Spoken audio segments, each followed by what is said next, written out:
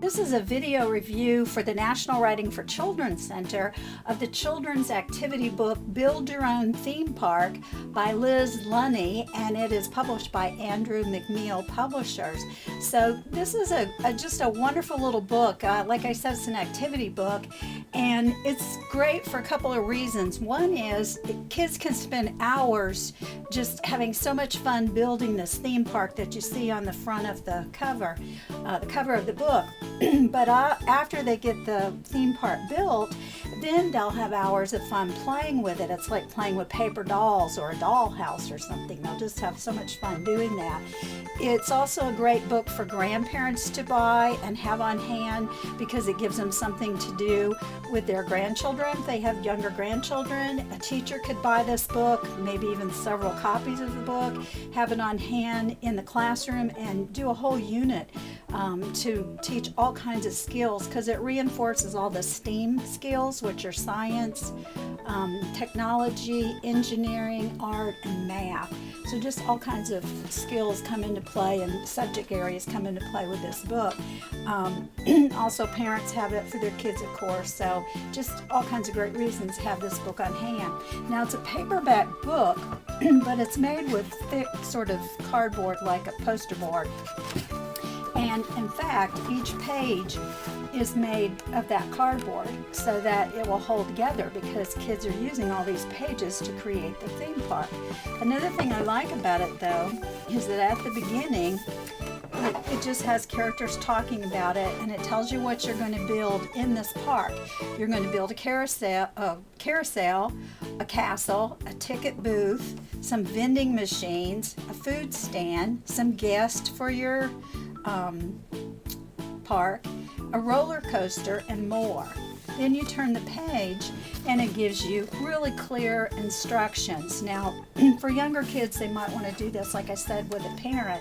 So it's great to have these instructions for the parent and the kids. So first it just says, gently remove the page from the book using the perforated lines. And you'll see each page has these perforated lines. Then you cut out each object carefully, discard the white area of the page, and it says each object has directions explaining how to build it and photos showing the objects when completed. And I'll show you those in a minute too, because that's really helpful. Then it has a star symbol you see on each flap, shows where the glue needs to go, because you will need glue and scissors for this book, and maybe some Scotch tape, because it says use tape if you need to strengthen objects. It says you can look at the diagrams on the following pages for extra instructions, but mainly have fun. So it kind of shows you things like, here's the food stand, and the ticket booth and the food stand are kind of made the same way. You're also going to make a train.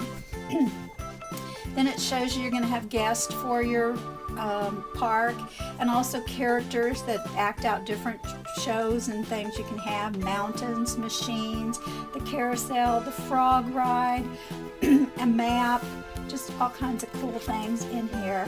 Here's even a roller coaster. And the castles. Castles are always fun. Kids love castles. So here are some pictures, photographs, like I said, of the finished parts of the park. And that's really helpful to see what they're going to look like.